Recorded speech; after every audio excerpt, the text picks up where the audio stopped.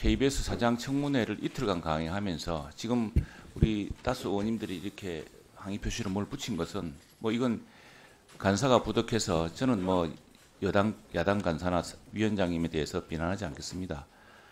이것도 여당 간사의 무능한 소치이기도 하고 해서 다만 이 문제의 핵심 뭐냐면은 지금 우리가 여러 법안 예산 심사가 많은데 KBS 사장 청문회를 유례 없이 이틀 동안 해야 될 일인가?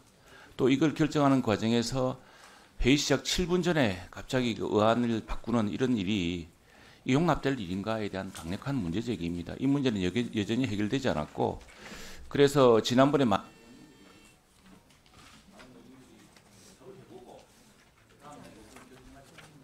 확인받고 가려고.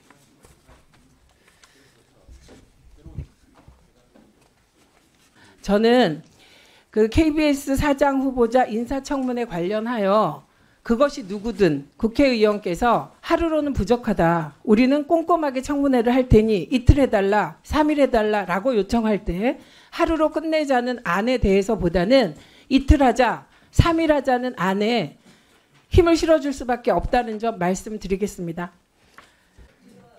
김건희, 명태균, 김대남, 강혜경 출석 요구하신 이유에 대해서 말씀해 주시죠. 예. 예, KBS 사장 후보자가 느닷없이 파우치 앵커라고 불려지는 박장범 사장이 후보자가 내정이 됐습니다. 이것은 누가 보더라도 김건희 대통령 부인의 입김이 작동됐다라는 의혹을 국민들은 제기하고 있습니다. 그래서 응당 그 내용의 진위를 파악하기 위해서 증인을 채택했다는 점 말씀드리고요. 명태균 이분 역시도 최근에 대통령 부인과 대통령과의 관련된 여러 사안들이 KBS가 유독 보도를 회피하고 있다. 그래서 이런 점을 확인하기 위해서 명태균을 특정을 했고요. 김대남 역시 2022년, 2023년도에 숱한 그 언론 탄압에 작동이 됐고 그다음에 그 대가로 SGI 서울보증 상금 감사위원으로 갔는데 이거 역시도 누구의 입김이 작동됐는지 확인이 필요합니다. 강혜경 전 의원, 김영선 전 의원 회계 책임자 이분도 지금 KBS 보도에서는 제대로 찾아볼 수가 없습니다. 그래서 내정되어 있는 KBS 공영방송이 보도의 책임을 제대로 할 수 있는지 여부를 확인하기 위해서 증인으로 채택했다는 점 말씀드리겠습니다. 예, 신성범 의원님 발언하십시오. 2분 드리세요. 네, 경남 산청함양거창의 신성범입니다. 이렇게 가면 좀 안 된다고 봅니다. 예를 들어서 지금 간사님께서 우리 김현 간사님께서 명태균과 강혜경 관련 보도를 KBS가 적게 했기 때문에 당사자들한테 뭘 물어볼 수 있습니까? 이거는 KBS 사장 후보자나 KBS한테 물어봐야 될 일을 내일 모레면 사법 어찌 될지 사업체가 예상된다는 명태균과 강혜경 어디 수사 대상이고 창원지검에 들락날락하는 사람을 여기 청문회 불러서 뭘 하겠다는 건지 김대남과 또 언론 자유는 무슨 상관이 있겠습니까? 그럼 들고 김건희 씨 문제는 우리 진짜 과방위 청문회도 완전히 뭐 김건희 청문회로 만들라는 건데 현실적으로 운영이 법사위에서도 동행명령장을 들고 가서 용산 대통령실 앞에서 흔히 하는 말로 라이브 쇼, 생 쇼를 하고도 안 된 마당에 실질적인 방안도 아니다. 이렇게 되면 적어도 과방위까지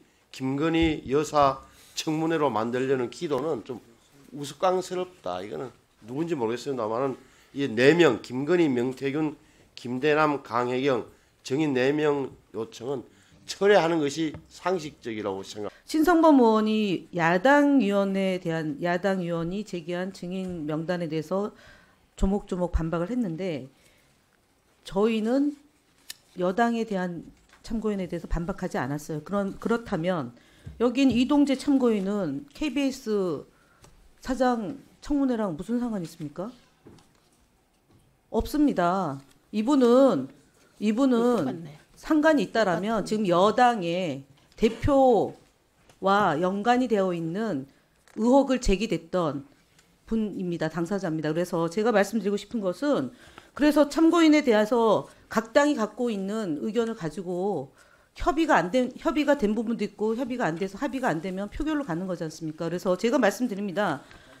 예? 좀 여튼 간에 제가 김영 얘기하는데 간사님 끼어들지 말고요. 발언 시간이니까 네, 좀만 끼어들지 기다리세요. 마시고 예. 지금 증인 명단에 문재인, 한상혁, 이효석 이렇게 또 들어왔습니다. 맞불로. 어디요? 이효성인데 오타 났습니다. 이효성입니다. 이효석이 아니라. 아니 잠시만요. 지금 들어왔어요. 지금 저한테. 지금 없는데요. 그러면서 지금 어처구니 없다고 하면서 또 어처구니 없는 일을 하면서 지금 맞불 작전 하고 있는 거 아닙니까 여당에서. 그래서 제가 말씀드린 거는 위원회 회의를 원활하게 하기 위해서 회의장 질서를 바로잡아 주시고 증인 참고인에 대해서는 여야 간사 간 협의가 필요하다고 생각합니다. 네, 잠시만요. 예. 저는 지금 신성범 의원실에서 문재인, 한상혁, 문재인 전 대통령, 한상혁, 이효성인데 이효석 아니고 이효성입니다. 예, 그런데 그러면 민주당에서는 이명박, 박근혜 두 전 대통령 그리고 그때 있었던 방송 장악했던 방통위원장 다 하겠습니까? 이동관 등등 하실 겁니까? 그럴 계획이 있으십니까?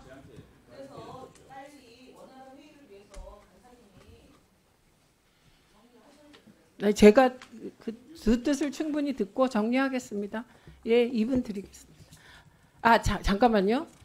증인과 참고인 신청은 각 당의 기본적인 입장과 철학이 반영된 거기 때문에 의사진행 발언 기회 충분히 드리겠습니다. 예, 2분 하십시오.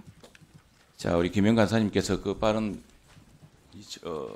우리 정인 요청안을 보고서 어이없어 하셨는데 역지사지해 보십시오. 그리고 이게 사전에 오늘 그러면은 이 사람들을 협의를 합시다라고 지난번처럼 3분 전이라도 알려주셨습니까? 아니 갑자기 이렇게 하면은 상임위의 여러 의안이라든가 의사 일정 진행에 대해서 여야 간 간사 간 협의라는 것이 완전히 이거 정말 형해되는 겁니다. 그래서 느닷없이 이 아침에 이렇게 명단에다가 오늘 저희들은 우리 쪽에서 요청했던 KBS 사장 인사청문회를 위한 참고인의 명단을 저희 드렸고 미리. 그래서 그 중에 한 분은 도저히 안 되겠다 그래서 좋다 그러면 그건 뭐 우리가 합의를 바탕으로 하는 게 좋으니까 그것도 수용을 했습니다.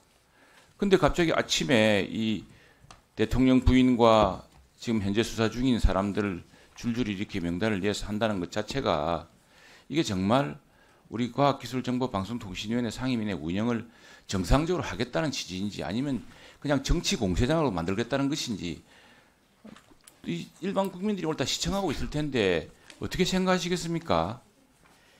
다 하셨습니까? 그래서 이 부분은 지금 민주당이 아침에 돌연 이렇게 하여튼 정인 부분은 스스로 취하하시고 그러다면 저희들도 추가로 정인 요청을 않겠습니다. 그건 뭐 예비적으로 전혀 뜻밖의 이런 일이 생겨서 한 것이고 그래서 정말 KBS 사장의 인사청문회에 집중할 건 집중하자라고 말씀드리고 싶습니다.